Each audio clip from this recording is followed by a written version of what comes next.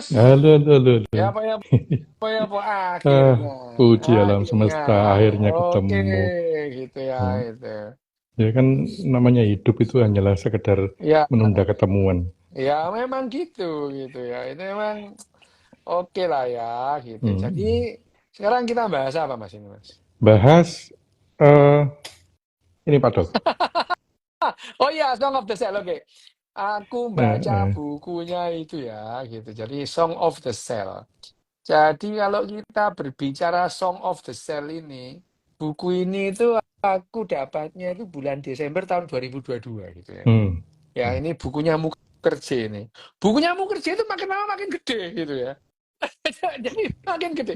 Yang pertama itu yang cancer ya, itu ya, apa sure. namanya kerajaan apa apa namanya Malad of Disease apa Ma- kerajaan penyakit itu Maladis. ya, Maladis itu ya.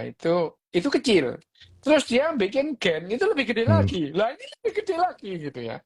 Yang namanya jadi uh, buku yang namanya The Song of the Cell ini The Song of the Cell ini dipublish itu ya memang akhir akhir tahun 2022 lah ya. hmm. Kalau tidak salah sekitar bulan Oktober gitu. Nah, aku belinya itu bulan Desember 2022 gitu ya. Di datamu kerja. Nah, di di lah dia menulis buku ini pada saat pandemi sih ya, Iya, pada iya. saat pandemi. Hmm, Dia saat pandemi. Nah, kalau kita berbicara mengenai buku ini ya, sekarang kita nih si data kamu kerja itu tidak seperti Jared Diamond gitu. Tadi aku bahas Jared iya. Diamond sama si Hmm. siapa namanya, dari siapa namanya, Sama dari situ itu. Cito gitu ya. Hmm. Sampai bahas gudik itu. Iya, tapi yang namanya Mukerja itu orangnya itu emosional, Hmm. emosional itu. Hmm. Dalam bukunya pun yang namanya Mukerja itu emosional gitu. Jadi Hmm. ya, nah sekarang kalau kita mau membahas ini betapa emosionalnya si Mukerja ini, Hmm. kita nggak kali ini kita nggak usah membahas bab satu atau bagian satu dulu. Jadi yang namanya kalau nggak salah ya, kalau nggak salah nanti dikoreksi. Buku ini buku ini dibagi menjadi 6 bagian gitu ya. Hmm. Dibagi dalam 6 bagian gitu ya. Nah, bagian pertama itu kalau di bahasa Indonesia kan penemuan gitu ya. Penemuan judulnya Ya. itu. Di situ ada bab satu, bab 2, bab 3, bab 4, bab 5 di bagian satu itu. Nah, sekarang saya akan mengajak ini ya, para hadirin itu melihat betapa yang namanya Mukerja itu sangat emosional itu. Ya. Nah, di bab pendahuluan gitu. Jadi di kalau kita melihat ini ada bab Iya. pendahuluan dan Iya. pengantar. Jadi ada Iya. dua ya. Itu menunjukkan betapa yang namanya Mukerja itu menulis buku itu. Nanti setiap bab itu juga gitu. Setiap bab itu kelihatan banget bahwa yang namanya Mukerja itu emosional gitu. Tapi justru itu kekuatannya Mukerja gitu ya. Mukerja beda dengan yang lain-lain itu karena Betul. Mukerja itu emosional, tidak seperti Jared Diamond yang Hmm. cool gitu ya. Jared Diamond itu kan cool gitu, apalagi Richard Dawkins. Richard Dawkins itu wis lah, itu dia Garing itu gitu ya. mati seperti mati Hmm. rasa gitu lah Hmm. kalau Richard Dawkins itu. Tapi kalau Mukherjee ini adalah apa namanya? Mukherjee ini begitu emosionalnya. Sekarang kita memasuki bab Hmm. pendahuluan gitu ya. Nah, pendahuluan itu kalau dibagi di bahasa Indonesia kan itu adalah bagian dasar organisme gitu ya. Itu bagian itu. Nah, Nah, bukan kerja itu selalu gini di buku. Nah, aku juga tanya kemarin itu sama Mas Zain ini ya, itu mau bahas bukunya mau kerja, dimulai dari yang terakhir gitu ya. Iki unik kok iki ya. Ya, Mas Zain itu ini juga unik gitu. Jadi memulai membahas buku dari bukunya Mukerje yang terakhir. Apa? Song of the Cell ya gitu. Ditanya lah, sudah baca? Sudah gitu ya. Nah, itu akhir tahun 2022 aku udah baca, Desember itu sudah baca. Buku ini seperti buku-bukunya Mukherjee. Excellent ya.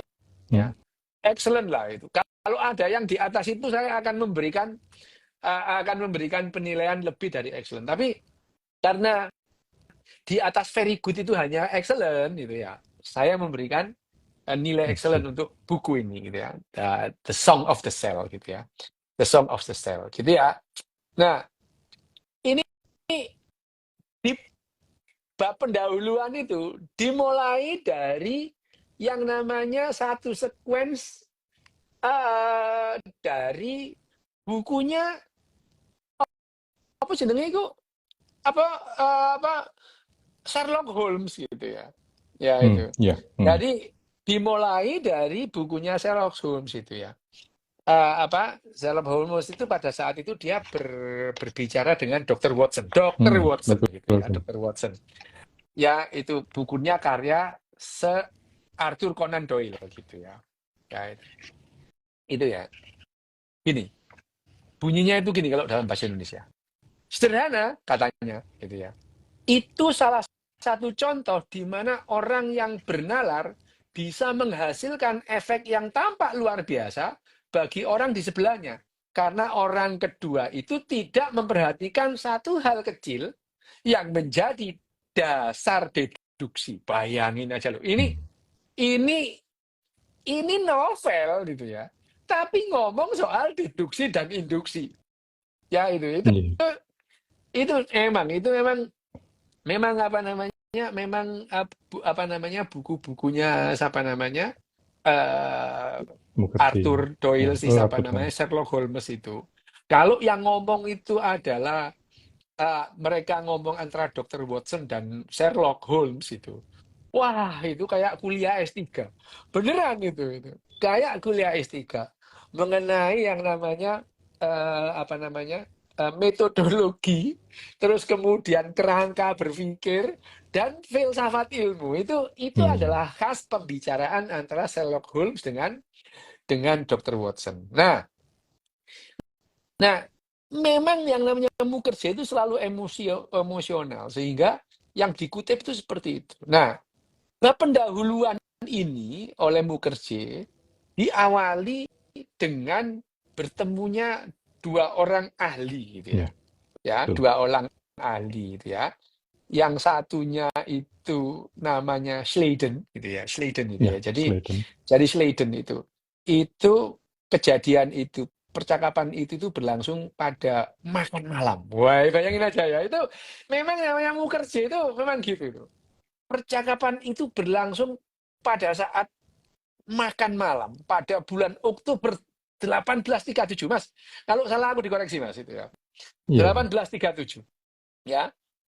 Pada satu sore itu ya. Terus dia sebutkan lampu-lampu gas telah Mm-mm. menerangi jalan-jalan pusat kota Berlin. Iya. Udahlah, itu memang bahasanya Mukherjee itu sangat puitis gitu ya. Berbeda dengan Richard Dawkins dan Richard Diamond Jared Diamond itu ya. Disebutkan lampu-lampu gas telah menerangi jalan-jalan pusat kota Berlin.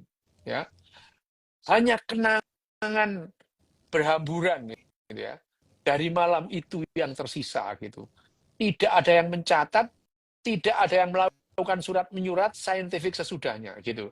Padahal dia itu hanya menggambarkan itu. Ada orang yang ngomong yang satu namanya Matthias Leiden itu ya.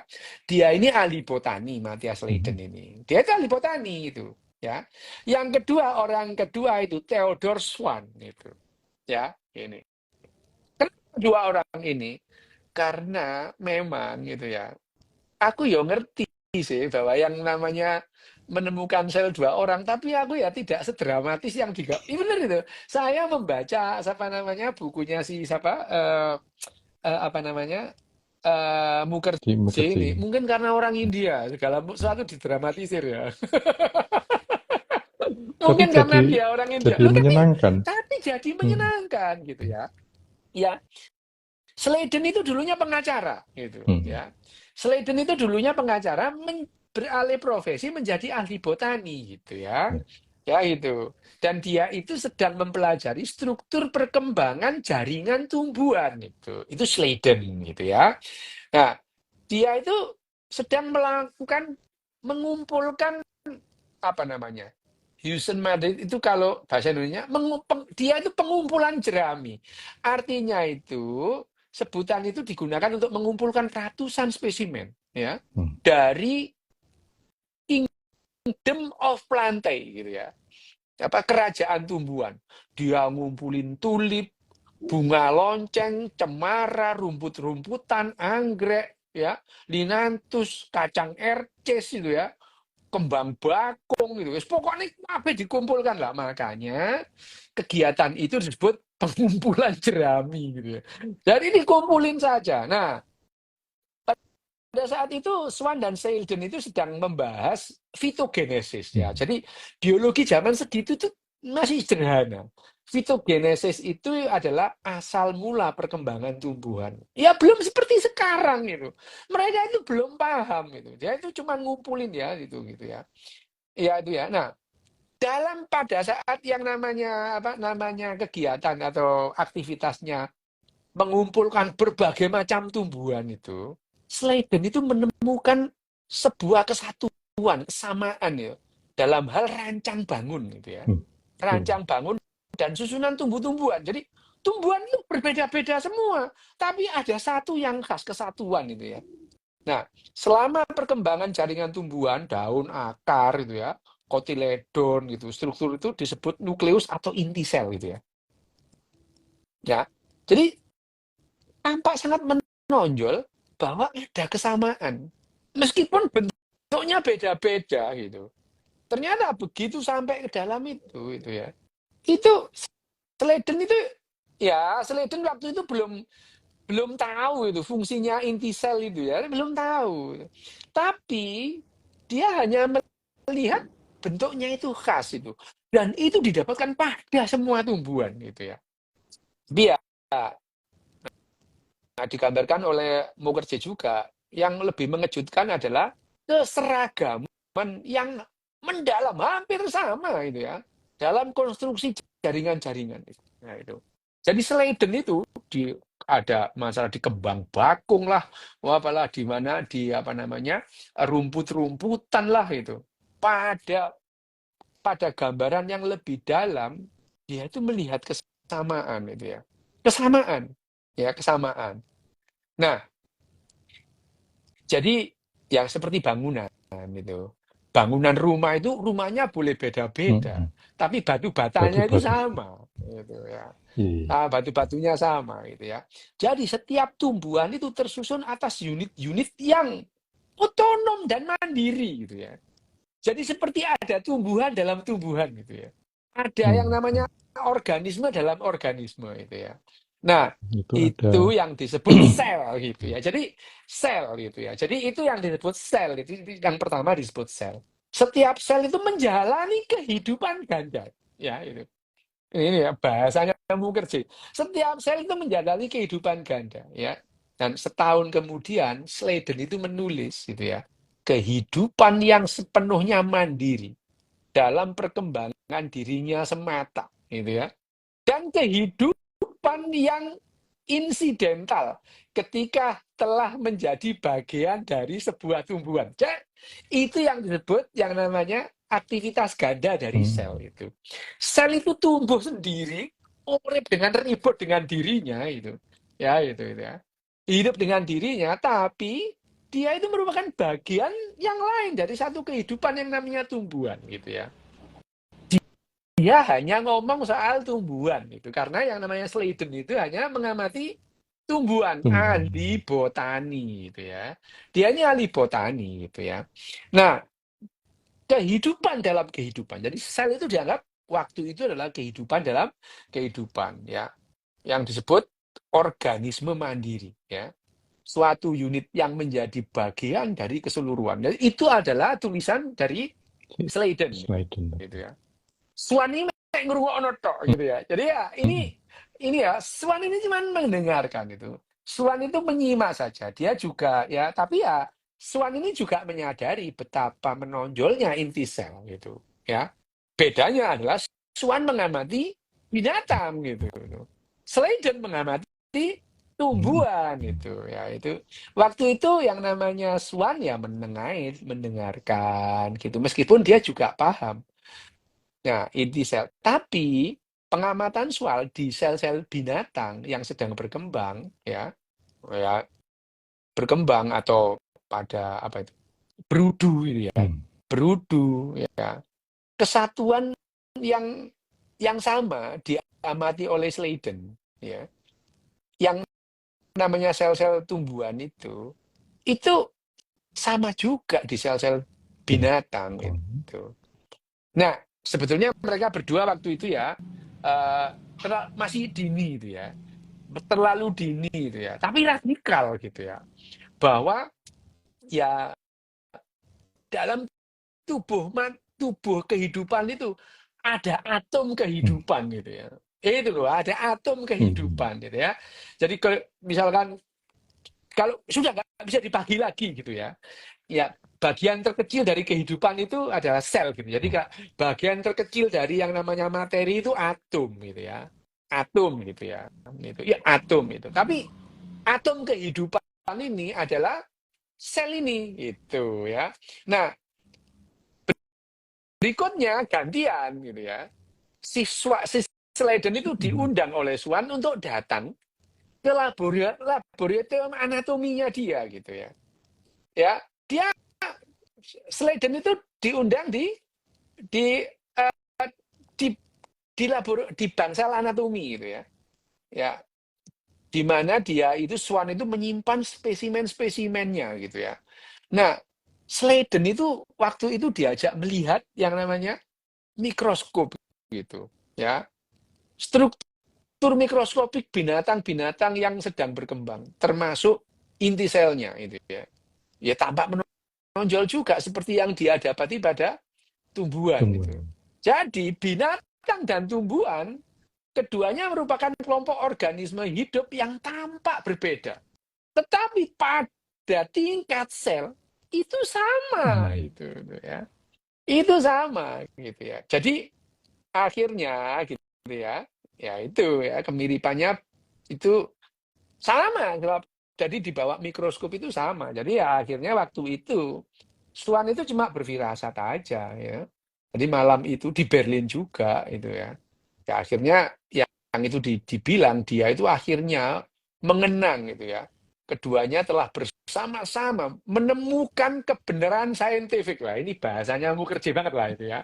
Ya itu. Nah, jadi pada tahun jadi akhirnya itu ya di buku ini disebutkan kan itu pertemuannya itu kan di suatu sore tahun 1937. Nah, 1 tahun kemudian tahun 38 Sladen itu mengumpulkan hasil-hasil pengamatannya dalam makalah gitu Hmm. ya. Dalam makalah yang berjudul itu eh, sumbangan bagi fitogenesis gitu ya. Sumbangan bagi fitogenesis. Setahun kemudian Swan menyusul. Jadi Sladen itu jadi mereka itu meskipun berpisah gitu ya. Mereka itu menulisnya meskipun mereka itu surat-suratan tetap itu ya. Sladen itu Swan kemudian menyusul karya Sladen gitu ya. Swan itu apa namanya? Swan itu uh, apa namanya? Menulis itu ya. Menulis tentang yang namanya ya apa? Laporan ya. Laporan tapi bukan hanya sekedar apa namanya semacam jurnal gitu. Dia nulis buku gitu ya. Dia nulis buku Swan itu ya. Mengena ya buku tentang sel binatang tentunya ya itu sel binatang itu. Itu sel binatang itu judulnya itu kalau di bahasa Indonesia kan apa ya? Penelitian atau riset mikroskopis mengenai kemiripan struktur dan pertumbuhan binatang dan tumbuhan Hmm. gitu ya. Ya itu. Nah, Swan itu mengajukan bahwa tumbuhan maupun binatang tersusun oleh hal yang sama itu.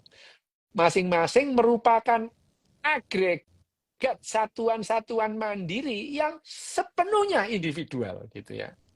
Nah, ini adalah pandangan awal dari yang namanya sel itu akhirnya membentuk jaringan.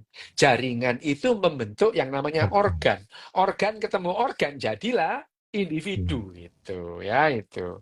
Nah, ini yang pertemuan ini ya akhirnya mereka memang berdua antara Sladen dan Swan itu memang akhirnya mereka berdua itu pelopor yang namanya biologi sel gitu ya. Akhirnya ya memang Sladen itu akhirnya meninggalkan Berlin gitu ya, bekerja di Universitas Jena ya. Terus kemudian Swan juga pindah ke Universitas di Leuven, Belgia gitu ya. Meskipun sudah pergi dari laboratorium di Muller ya, Berlin, mereka berdua tetap surat-suratan gitu ya, sebagai sahabat pena gitu ya. Tapi Kayak yang kayak sampean dibicarakan, nih. iya ya kayak aku Bian punya sahabat pena gitu ya. Nah, apa namanya? Nah, di bab pendahuluan ini yang namanya si siapa namanya? eh si siapa namanya Mukherjee itu juga menjelaskan bahwa bukunya dia ini yang namanya The Song of the Cell itu akan menuturkan kisah sel gitu ya. Wah, pokoknya nanti kita bahas lah bab per bab betapa yang namanya Mukherjee itu emosional banget nyusun ini. Ya itu. Nah, tentang apa namanya? Kalau bahasa Indonesia hikayat lah ya. Hikayat penemuan bahwa semua organisme termasuk manusia itu tersusun atas bagian-bagian dasar yang sama dengan binatang lain dan tumbuhan, bahkan dengan jamur, dengan bakteri itu kita sama gitu ya.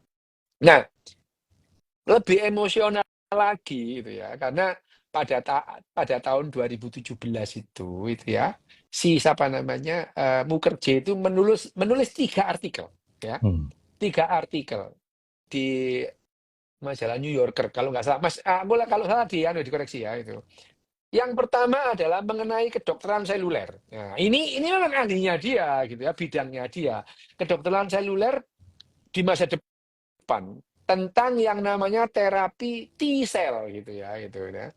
Ya, mengenai terapi T-cell yang direkayasa ulang untuk menyerang kanker. Hmm. Jadi tahun 17 itu si siapa namanya Mukherjee ini dia itu onkolog gitu ya. Ya, Dia itu ahli ahli ahli apa namanya? Ahli ahli kanker. kanker memang apa dokter yang bekerja sebagai klinik kanker gitu ya. Itu adalah Mukherjee ini ya, Mukherjee. Mukherjee itu ahli ahli kanker. Jadi tahun 2017 sampai tahun 2021 itu dia menulis tentang yang namanya terapi T-cell yang direkayasa secara genetik untuk menyerang kanker gitu ya itu. Itu adalah tulisan yang apa yang pertama gitu. Jadi dia nulis nulis 3 artikel pada saat 4 tahun itu. Artikel kedua itu dia membahas pandangan baru tentang kanker, ya, karena dia itu ahli kanker, ya, yang berpusat pada gagasan ekologi sel. Oh, ini memang orang ini jenius kok sebetulnya ini ya. Orang ini jenius, ya. Bukan sel-sel kanker yang diisolasi gitu, tapi kanker in situ. Jadi kanker yang masih belum berkembang itu. Mhm. Ya itu kanker insa itu. Dan kenapa lokasi-lokasi spesifik di tubuh itu tampaknya jauh lebih bersahabat bagi tumor ganas ketimbang organ lain gitu. Itu yang diteliti oleh dia pada bukunya yang kedua.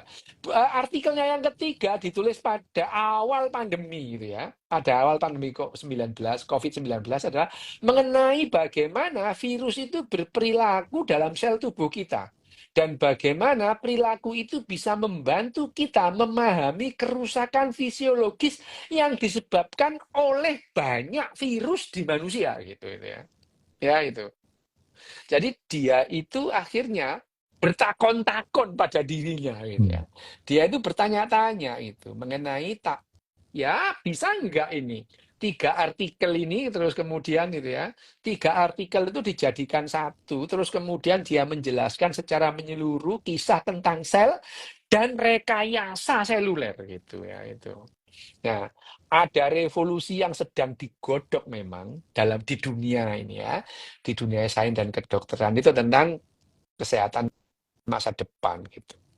Nah, dari benih-benih artikel itu, 3 artikel itu, jadilah buku ini, itu ya, itu. Ya, jadilah buku ini. Ya, itu. Jadi, jadi kisahnya itu dimulai pada tahun 1660-an. Nah, ini kan gayanya Mukherjee itu selalu gini, dia itu lompat dari satu tahun ke tahun yang lain. betul, Ini. betul. Memang Hmm. Mukherjee ini malah kita itu kalau kita itu membaca bukunya Mukherjee, kita memang kayak nonton film India, beneran itu, bener itu ya. Bagaimana hal yang saintifik dibawakan dengan gaya dramatisnya orang India. Memang beda dia itu, memang beda. Dia tidak seperti Jared Diamond, dia tidak seperti Rich Dawkins, apalagi seperti siapa Yuval. Enggak, dia itu dramatis itu ya. Jadi dia memulai mengatakan ya, eh, yang namanya apa namanya kisah kita itu kita bermula tahun 1660-an dan 1680-an. Ketika seorang penjual kain yang penyendiri gitu ya Hmm. dari Belanda, ya seorang serba bisa yang tidak ortodok gitu dari Inggris bekerja sendiri-sendiri dan bekerja jaraknya itu 300 kilometer. Ya, mereka memandang mikroskop gitu ya. Lalu dia membicarakan orang itu kayak gitu loh ya itu. Tayangan aja gitu ya. Ya itu jadi orang itu melihat mikroskop dia itu ya itu gitu memandang mikroskop rakitannya sendiri. Ya, Hmm. padahal dia itu menceritakan Anthony van Leeuwenhoek gitu Iya, itu. itu Ya dulu tak itu. pikir itu dokter itu, si Iya, Anthony itu. Anthony van Leeuwenhoek dia itu Ternyata bakal dodolan kain. bakul bakul kain itu ya. Tapi kalau sampean ke Amsterdam itu ada yang aku sering tiap bulan ke sana itu yang namanya Hmm. apa namanya Rumah Netherlands Cancer sakitnya. Institute Hmm. itu adalah rumah sakit Anthony van Iya, Leeuwenhoek gitu ya itu. kemarin lihat itu. Itu. Ya itu rumah sakit Anthony van Leeuwenhoek itu ya. Nah, dia juga itu yang menyebutkan sebagai atom kehidupan itu ya gitu Hmm. itu ya. Jadi tapi dalam bukunya aku sarankan lah bacalah buku ini. Buku ini memang buku ini keren lah gitu ya itu ya. Wah, bagus ya. Memang buku ini bagus. Saya merekomendasikan membaca buku ini itu. Jadi kalau baca buku ini tuh kayak nonton sinetron India gitu. Dengan lo beneran ini dengan apa? Dengan bahasan yang sangat ilmiah. Bahasanya saya agak rumit ya bahasanya karena dia itu puitis itu Hmm. Iya, siapa namanya si Mukherjee ini Mukherjee. puitis sehingga bahasanya itu jaga bahasa puitis ya. Ya, mereka jadi dia mengatakan ya, saya memanfaatkan pokoknya dia Mukherjee itu memanfaatkan itu banyak sumber, ya wawancara, ya pertemuan dengan pasien. Nah, Hmm. dengan Iya. pasien itu ya. Ini yang membuat dia selalu emosional menceritakan pasien-pasiennya gitu ya. Di sini nanti dia bertemu bagaimana emosionalnya dia melihat dua orang pasien. Hmm. Yang satu gagal, mati. Iya. Yang Hmm. satu dari mau mati langsung hidup itu. Hmm. Dan seger buger, sehat, jati pulih, jati wuni gitu ya. Ini adalah pengalaman Mukherjee sendiri karena Mukherjee itu memang ahli kanker gitu ya. Ahli kanker. Ada satu orang ya yang kelihatannya mengalami remisi gitu ya. Setelah diobati dengan yang namanya T-cell tadi kan. T-cell, Hmm. T-cell yang Iya. direkayasa ya. T-cell yang direkayasa gitu. Jadi dia ini apa namanya? Dia ini si Mukherjee ini mengobati mengobati seseorang gitu ya. Mengobati seseorang yang mengalami sakit itu ya. Nah, eh, yang namanya siapa namanya Mukherjee ini keren lah. Memang sebetulnya ya kalau kita sekali lagi ya kalau kita melihat Mukherjee ini, saya merekomendasikan untuk membaca buku ini karena bahasan kita itu tentu akan sangat sangat longgar. Artinya sangat apa namanya gambaran umum dari buku ini gitu ya. Kita nggak mungkin membahas buku ini bab apa alinea demi alinea yang sangat apa namanya sangat puitis itu ya gitu ya. Jadi Mukherjee sendiri itu ya pada buku ini dia itu menceritakan dua orang pasien gitu ya. Yang satu pasien itu adalah seorang jurnalis gitu ya, yang mengalami melanoma di di pipinya wajahnya. itu. Nah, di wajahnya itu ada yang namanya tai lalat gitu ya, tai lalat itu ya.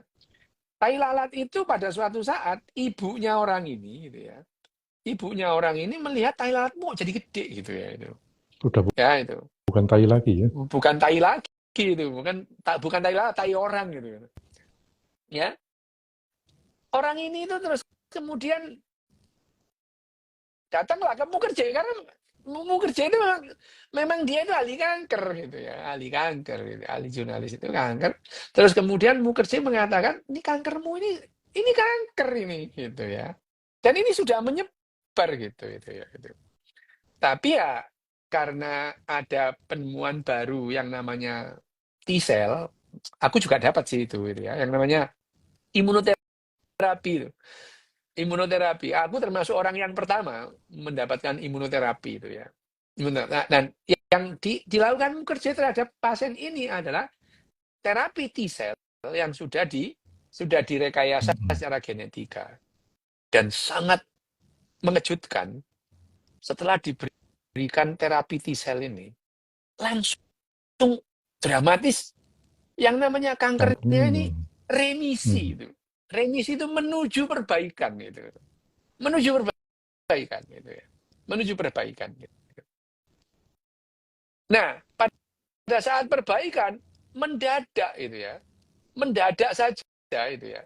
Mendadak saja orang ini mengalami liver autoimmune disease itu.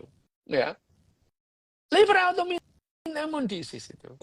T-selnya tadi menyerang sendiri ya. Karena T-selnya itu meracuni atau memberikan livernya itu menganggap T-selnya itu sebagai lawan juga gitu. Autoimmune disease itu. Ya lah ya.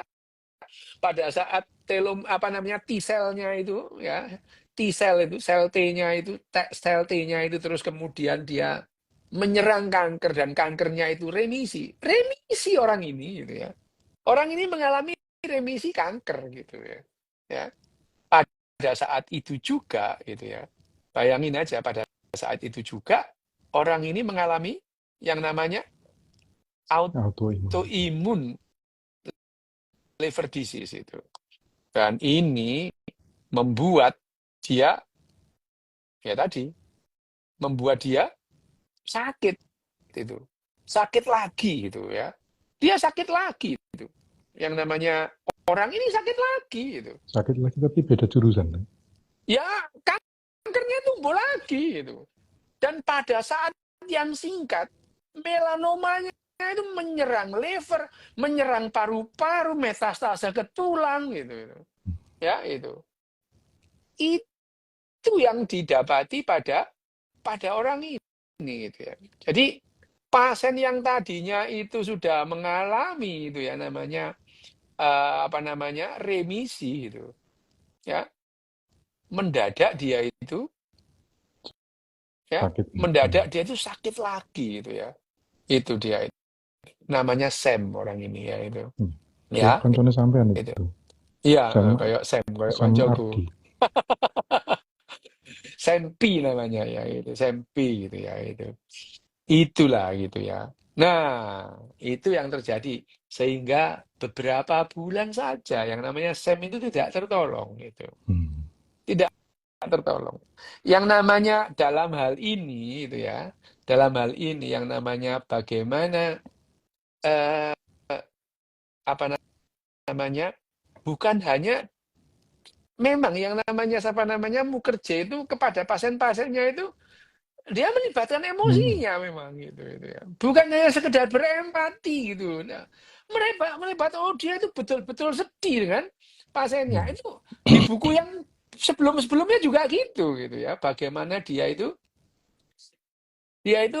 sedih banget itu dengan meninggalnya Sam itu. Tapi ini ada lagi ini ya. Di samping menceritakan tentang Sam itu ya. Tentang Sam yang akhirnya itu mati beberapa bulan setelah sudah jelas-jelas yang namanya uh, setelah yang namanya Remisi tadi. remisi itu ya. Ya itu dia menceritakan lagi itu ya tentang seseorang yang namanya Emily gitu ya. Nah, ini. Emily Whitehead. Emily ini mengalami penyakit yang namanya ALL gitu ya. ALL itu jenis leukemia pada anak-anak itu. Nah, yang namanya ALL itu ya sekarang itu yang namanya ALL itu sudah umum gitu ya. Ya, ALL itu sudah umum gitu. Nah, eh, apa namanya? Nah, yang namanya ALL itu sudah umum. Nah, ALL itu terapinya sudah jelas gitu ya, gitu. ALL itu ya, memang yang namanya ALL itu di antara bentuk-bentuk kanker yang berkembang paling cepat, leukemia ini cenderung menyerang anak-anak kecil ya, namanya ALL. Terapi untuk ALL tergolong eh, regimen terapi yang paling intensif yang pernah disusun, ya, itu. Ada 7 atau 8 obat yang diberikan dalam kombinasi. Sebagian ada yang diinfus langsung ke dalam cairan tulang belakang, gitu ya. Ada yang lewat pembuluh darah, gitu. 90% anak selamat, gitu. Masalahnya Emily ini masuk yang 10% gitu. Ya, gitu. Itu nasib benar. Iya bayangin aja ya itu. Sebetulnya 90% anak-anak dengan ALL dengan regimen seperti ini dia selamat. Sayangnya Emily ini termasuk yang 10% gitu. Itu diungkapkan juga bagaimana yang namanya si siapa namanya Mukherjee itu emosional menggambarkan ini gitu ya. Sayangnya gitu ya. Dan kemudian yang namanya Emily itu jatuh koma sudah itu ya. Jelek lah gitu ya. Ya, koma itu ya. Nah, itu ya masalahnya kemudian yang namanya Emil itu mendapatkan terapi T-cell tadi yang Bisa. sudah itu. Setelah dapat T-cell, lah ini dia ini bangun, ngomong gitu ya. Dan dalam waktu pendek kankernya hilang gitu. Ya, ya ini dia menggambarkan kalau seandainya itu ya, seandainya si Sam ya itu ya. Yang mati tadi. Kalau si Sam itu dia hidup pada saat Emily diberitahukan, si Sam ini nggak jadi mati gitu. Ya gitu ya Iya. gitu. Karena pengetahuan ini yang namanya riset itu sedang berkembang gitu ya. Jadi terapi T-cell yang sudah direkayasa secara genetika gitu ya. Nah, itu akan memberikan manfaat. Kalau seandainya Sam itu tidak keburu mati itu, dia akan selamat gitu ya. Nah, di dalam 2 bab ini ya, di dalam 2 bab pertama ini, Pendahuluan. yang namanya pendahuluan dan pengantar itu, sebetulnya yang disampaikan oleh Mukherjee adalah bahwa yang namanya pemahaman tentang sel, itulah adalah masa depan Pengobatan. pengobatan, ya, atau pengobatan di masa depan itu akan sangat dipengaruhi pengetahuan kita tentang sel itu sendiri, gitu ya. Bagaimana sel itu mengorganisasi dirinya, bagaimana sel itu. Dia menyebutkan di sini bahwa yang namanya sel itu yang namanya sel gen itu. Tanpa sel itu tidak berarti apa-apa, gitu ya. Gen tanpa sel tidak berarti apa-apa. Di yang namanya di pengantar ini dia juga menjelaskan definisi kehidupan itu apa, gitu ya. Kalau yang dikatakan sel itu adalah bagian terkecil dari kehidupan, lah terus yang tidak seperti sel ya tidak hidup gitu, ya. Nah, berkutat dengan definisi sel gitu. Definisi sel itu apa? Definisi kehidupan itu apa gitu ya. Nah, ya ini menjelaskan ini aja sih Mukherjee itu emosional gitu ya. Mengenai yang namanya definisi dari kehidupan. Bahwa dia yang namanya organisme itu harus bisa mempertahankan keseragamannya, terus kemudian bisa membuat dan mengolah makanannya sendiri. Dia juga harus bisa bereplikasi, bisa bereplikasi. Reproduksi itu adalah syarat-syarat dari kehidupan gitu ya. Nah, ada lagi yang tidak disebutkan sebetulnya. salah satu ciri dari kehidupan adalah bisa mati. Itu ya, itu dia tidak menyebutkan itu. Iya, Sebetulnya iya. kalau kita berbicara tentang biologi gitu ya, salah satu ciri kehidupan adalah bisa mati gitu. Kalau tidak bisa mati, ya bukan kehidupan namanya gitu ya. Ini adalah doktrin biologi, doktrin memang gitu. Kita memberikan batasan-batasan. Karena Mukherjee juga bilang bahwa yang namanya kehidupan itu bukan kondisi tunggal gitu. Hmm. Jadi kok kehidupan itu seperti menu gitu yang harus ada gitu ya. Nah, dia di sini menjelaskan bahwa yang namanya gen itu ada di DNA itu ya. Gen itu bisa berfungsi kalau ada dalam sel gitu. Di luar sel, gen itu bukan apa-apa gitu. Tapi sel juga tidak bisa apa-apa kalau tanpa DNA gitu ya. Jadi dia itu menyebutkan bahwa sel dan DNA itu seperti dua hal yang terpisah, tapi dua-duanya itu adalah Harus ada bareng. harus ada bareng seperti sebab dan akibat Hmm. gitu ya. Seperti sebab dan akibat. Nah, nanti di apa namanya? Di bab-bab selanjutnya itu menjelaskan itu akan apa yang dimaksud ini, bahwa yang namanya gen itu memberikan kode gitu ya. Memberikan kode. Gen itu kode dibaca oleh sel gitu ya. Dibaca oleh sel. Bagaimana sel membaca kode? Menggunakan protein gitu ya itu. Menghasilkan protein. Jadi kode tadi diubah jadi protein gitu ya. Protein ini merupakan perintah berikutnya gitu ya. Itu jadi di awal di pendahuluan ini, di pendahuluan dan pengantar itu memang Mukherjee itu mencoba menyederhanakan hal yang rumit. Iya. Sel itu rumit itu ya. Sel itu rumit itu. Sulit membahasakan ini. Memang tapi saya jadi eh, agak punya apa namanya? Agak jadi punya cara untuk menjelaskan kepada orang awam ini gitu ya. Orang awam-awam yang mendengarkan itu tentang sel ini. Hmm. Rumitnya biologi molekuler di dalam sel itu. Dibahasakan secara awam oleh Mukherjee gitu ya itu. Oleh Mukherjee. Dengan Saya akan dramaturgi India mencoba, tadi ya. ya, saya akan mencoba mengikuti gaya Mukherjee supaya para pendengar ini, para pemirsa ini bisa memahami, ya, memahami. Jadi yang namanya gen itu ada dalam genom kita. Genom kita itu genom manusia terdiri dari 23 bab yang namanya kromosom gitu ya. 23 bab yang namanya kromosom. Jadi genom itu buku yang isinya adalah sejarah, petunjuk teknis, petunjuk pelaksanaan, blueprint tentang tentang kita itu, tentang yang namanya spesies kita itu. Nah, spesies kita itu, spesies manusia ini di dalam inti sel ada yang namanya genom. Tapi gen tidak hanya dalam inti sel, gitu ya. Gen itu ada dalam mitokondria juga, gitu ya. 4% gen kita itu ada dalam mitokondria. Nah, sisanya ada dalam yang namanya Inti. kromosom. Nah, dalam kromosom itu sebetulnya adalah bab. 23 bab dari buku genom kita. Buku. Loh ini bukan rumah memang bisa dibaca gitu ya. Dibaca itu. Jadi genom itu bisa dibaca. Cuman kadang bacanya harus dari kiri ke kanan, dari kanan ke kiri gitu. Ya. Untungnya kalau dari kiri ya kiri terus, kanan kanan terus dalam satu alinea itu. Jadi nggak kebolak-balik. Jadi kita gampang akhirnya gampang gitu ya. Itu kayak Jadi Latin iya Arab ya gitu ya. gitu Tapi ya. nggak ada yang Itu atas bawah kayak Jepang ya. enggak ada itu ya. Nah, genom itu buku memang berisi 23 bab yang namanya kromosom, 23 bab. Setiap kromosom, setiap bab berisi ribuan cerita yang namanya gen gitu ya. Jadi gen itu cerita memang gitu, cerita gitu.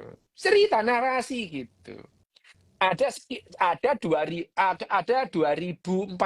25.000 lebih gen dalam tubuh kita itu ya, manusia itu. Ada 25.000 cerita dalam dalam tubuh kita yang namanya gen. Nah, dalam cerita ini disusun oleh alinea-alinea yang namanya ekson dan intron gitu ya. Ekstron itu adalah hal yang terekspresi, intron itu ya iklan. Tapi tanpa iklan ya nggak bisa gitu ya. Ya gitu. Itu antara ekstron dan intron itu saling saling terkait gitu. Nah, alinea-alinea ini disusun oleh yang namanya kata, yang namanya kodon. Kata itu, kodon itu. Kodon itu adalah urutan angka, kodon kata ini disusun oleh hanya 4 huruf itu. A, T, G, C gitu. Ya. Jadi dalam tubuh kita itu ada catatan gitu ya. Jadi kalau disebut bahwa yang namanya gen itu menyediakan kode, ya itu. Dibaca oleh sel gitu ya. Sel yang membaca kode ini diterjemahkan ya menjadi yang namanya protein itu. Lah protein ini adalah perintah berikutnya untuk membentuk protein-protein baru gitu ya itu. Jadi yang namanya menerjemahkan kode itu dengan protein untuk menghasilkan protein. Protein itu selanjutnya adalah perintah untuk menjadikan protein baru gitu ya, yang diperlukan dalam tubuh kita gitu ya itu. Itu yang terjadi dalam sel kita itu. Jadi aku ini ada ide gara-gara baca Mukherjee itu untuk membicarakan yang namanya apa namanya sel itu secara awam gitu. Tentu saja ada gap memang. Bagaimana kita itu menyederhanakan hal-hal yang rumit, selalu ada gap gitu ya. Tapi paling tidak dengan gaya bahasanya Mukherjee, mudah-mudahan itu gapnya itu tidak terlalu luas gitu. Terlalu. Bagaimanapun juga menyederhanakan hal yang rumit itu tentu ada gap gitu ya. Betul. Tentu ada yang namanya misleading, mispersepsi itu lumrah lah itu ya. Tapi nanti setiap bab itu saya akan mencoba dengan gayanya Mukherjee gitu ya. Gayanya Mukherjee, mungkin tak koreksi, tak tambahin dikit gitu ya itu. Itu dengan bahasa populer gitu ya. Ya, memang tetap saja yang namanya biologi sel atau biologi molekuler itu rumit banget itu. Jangankan lo ya orang awam, dokter aja enggak banyak yang paham gitu ya. Enggak banyak yang paham gitu ya. Enggak banyak gitu. Kalau di sini tadi ada dokter Iwan itu ya. Dokter Ya. Iwan tadi berkeseliweran. Dia itu dokter penyakit dalam. Tentu dia mendalami lah yang namanya biologi molekuler itu ya. Karena ya sekarang biologi molekuler itu salah satu kajian yang dokter penyakit dalam itu pada umumnya itu mendalami gitu ya. Itu Dokter Iwan tadi yang keliweran tadi Iya, itu Dokter Iwan ini spesialis penyakit dalam ya itu dan di Surabaya staf UNER gitu ya, staf UNER penyakit dalam itu. Tentu dia paham gitu dan nanti ya kalau aku ngomong tentang biologi molekuler, dokter Iwan ya paham gitu. Orang dia kajiannya. Cuman membahasakan dengan bahasa populer wah, saya akan kesulitan gitu. Hmm. Tapi bagaimanapun juga ya demi Mas Togok Tejo Mantri ini oke lah kita membahas. Tapi ya tapi aku mikir ya tadi, iki gaplek iki yo, Mas Yandi yo. Mulai dengan sel gitu. Tak pikir awal tuh mulai dengan Kanker itu. kanker lah, dengan gen lah loh, kok dengan sel. Wis gak apa-apa. Meskipun demikian mungkin kita akan nanti kalau kita mundur ya dari kita bicara mengenai sel terus mengenai gen dan mengenai buku yang pertama kanker itu kita akan mendapatkan kemudahan gitu ya.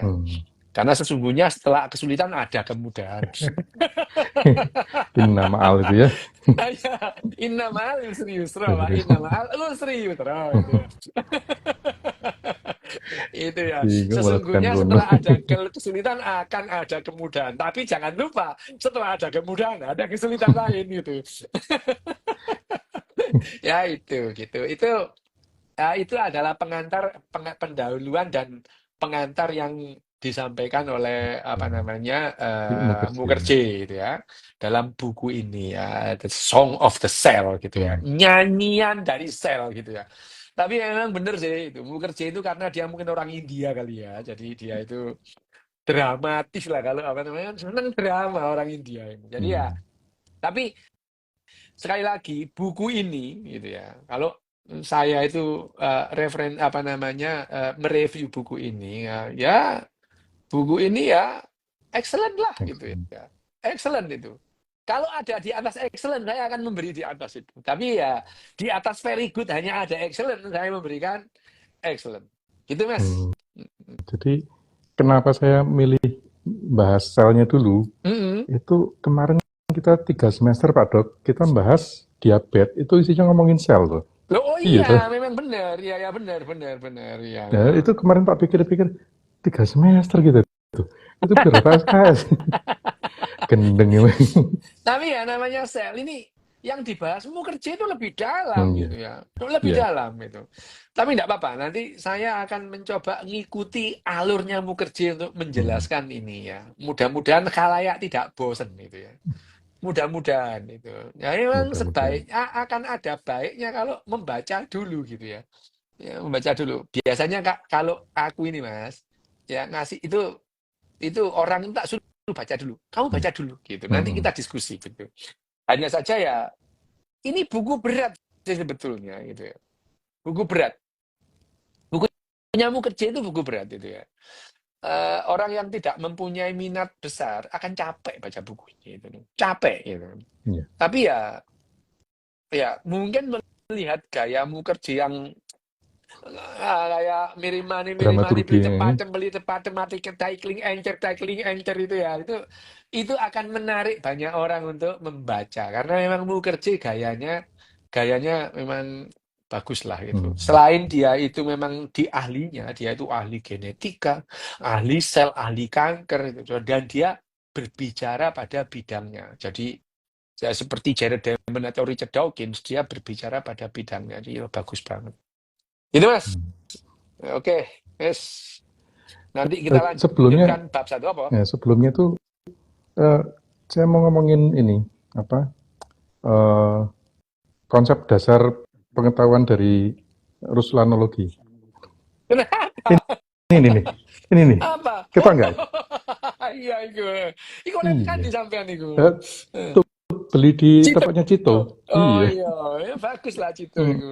Jadi Iya, walaupun tadi Pak Dok bilang ini excellent, sebaiknya baca, tapi ya tetap aja balik lagi. Orang iya, iya, KPKB iya. kayak gitu. Tidak semua kalian harus Hmm. tahu. Dan tidak semua harus tahu kalian gitu ya. Itu, ya, itu. Iya. Ya, tidak Gitu. semua kalian perlu tahu, tapi tidak semua perlu tahu kalian. Lo jangan merasa penting gitu. Iya. Oh iya, buku Ya, ini itu. benar-benar membuat merasa tidak penting loh, Dok. Loh, gini Mas. Yang namanya merasa tidak terlalu penting, itu bagus. Ya bagus. Kalau sampean merasa penting, Mas, sampean sulit untuk bilang minta maaf. Hmm. Itu sulit itu. Hmm. Ya. Minta maaf dan terima kasih itu memerlukan perasaan tidak terlalu penting gitu. Ya. Iya. Jadi orang Jepang itu dari kecil dididik, dilatih untuk tidak merasa penting gitu ya. Ya, Merasa jadi jadi sekup dari satu mesin gede ya. iya, kita itu merasa menjadi satu bagian kecil dari sebuah sistem besar itu ya. Hmm. Gitu ya. Itu masih caw tuh jangan cuma nanya desain tok, buruan beli. Wical iki Hmm. ndan tuku ojo desain tok Hmm. ae ngono. Nah, setelah baca si Anthony van Leeuwenhoek, gitu ya. Nah, terus bener-bener gendeng ngomong zaman dulu itu gila ya. Nah, iya itu. Anthony van Leeuwenhoek itu loh. Dia yang pertama melihat yang namanya sel itu sebenarnya dia Hmm. itu. Hmm. Sebetulnya dia Iya. yang melihat pertama sel itu adalah Anthony. Cuman karena dia itu bukan ahli botani, bukan Hmm. ahli apa gitu ya. Jadi dia Bukan tukang komunitas tukang sains ya. kain gitu ya. Iya, Dia itu betul penemu kain. yang namanya mikroskop itu gitu ya. Ya gitu. Kita itu Hmm. menemukan mikroskop dan dia melihat itu. Anthony van Leeuwenhoek yang bicara tentang atom kehidupan gitu. Tapi memerlukan waktu hampir 300 tahun itu. 200 tahun ya. 200 tahun dari yang namanya Anthony van Leeuwenhoek itu melihat pertama kali melihat yang namanya sel sampai kemudian dijelaskan secara gamblang oleh yang namanya Swan dan Sladen itu ya itu. Tapi ya dan setelah itu bergulir dengan cepat bahwa yang namanya pengobatan-pengobatan di masa depan itu sangat tergantung bagaimana pemahaman kita tentang kerjanya sel ini ya. Tentu pengobatan-pengobatannya itu akan makin spesifik ya, tidak sama setiap orang. Itu ya. Itu kira-kira seperti itu. Pak Dok udah 57 satu pertanyaan saja Pak Dok ya. Oke, satu pertanyaan. Oke. Tapi ini ya rada nyambung. Apa kak? Apa biasa iku. Dok, katanya dalam The Selfish Gene kan manusia tujuan utamanya untuk mereplikasi gennya banyak-banyak. Terus kaum homoseks gimana dong? Mereka kan nggak berketurunan. Ya nggak apa-apa, memang tidak semua harus berketurunan itu. Ya, sekarang itu ya itu. Ini Dokter Iwan Sulianto itu yang kita bacakan tadi itu, yang kita bicarakan tadi. Loh, ya kamu homoseks ya biarin aja, nggak punya keturunan, nggak apa-apa gitu. Ya Pak, misalkan 100 orang, menurunkan 100 orang kan nggak apa-apa gitu. Misalkan satu pasangan homoseks nggak punya keturunan, yang heteroseks punya 4 keturunan. Nah, dalam waktu satu generasi jadi 2 kali lipat sudah gitu. Ya gitu. Sama aja, ada orang yang takut mati, ada orang yang rela mati gitu ya. Yang rela mati melindungi kamu gitu. Jadi gen di sini itu bekerja secara spesies, bukan untuk individu gitu. Jadi yang dinamakan selfish gene itu tidak bekerja pada individu, tapi bekerja pada spesies itu. Spesies. Ada orang yang rela mati itu. Itu melindungi itu. Orang yang rela mati itu dia mati itu. Tapi melindungi kamu sehingga spesiesnya nggak punah itu. Jadi yang namanya selfish gene pada Dawkins itu bekerja pada spesies bukan bekerja pada individu itu. Ya, itu. Jadi jangan gambarkan selfish gene itu bekerja pada individu tapi bekerja pada spesies itu. Jadi satu spesies itu mengakomodir yang namanya keselfishan atau keegoisan gen itu. Supaya dia tetap ada gitu ya. Makanya yang namanya spesies itu bertahan lama karena gen itu egois. Nggak peduli ada berapa yang mati dalam satu spesies itu ya. Nggak peduli, gen itu nggak peduli. Yang penting gen itu begitu dia sudah melompat ke generasi berikutnya, kamu udah nggak diperlukan lagi sama gen itu gitu ya. Dia udah melompat, mati aja kamu gitu. Itu yang disebut selfish gene pada Richard Dawkins ya. Jadi Richard Dawkins yang namanya selfish gene atau gen egois di sini adalah gennya itu tidak peduli pada yang namanya individu. Itu nggak peduli dia itu ya, dia nggak peduli gitu ya itu. Yang penting dia bisa melompat ke generasi berikutnya gitu ya. Oke. Ya, berhubung waktunya habis Pak Dok, matur nuwun Oke. sekali. Oke, Nanti ya wes. kapan-kapan kita lanjut kalau pas Nanti waktunya cocok. kita ketemu lagi ya. Oke. Matur nuwun sangat. Terima kasih banyak teman-teman. Kapan-kapan nanti ketemu lagi. Nggih.